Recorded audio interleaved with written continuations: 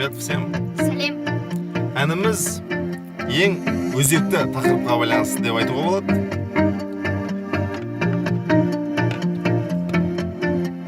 Сен айғайлай бердің, мен үндемегенім.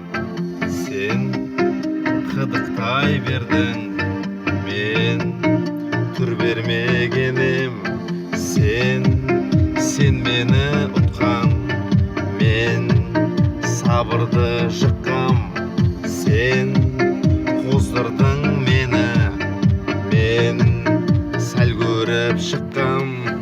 Боп жатыр мерекем, адамдар көп екен, ауырып тұрған ем, қышты ғой берекем. Еркелік көтерген халықта ер екен, шал емес бір түрлі мен екем. Ай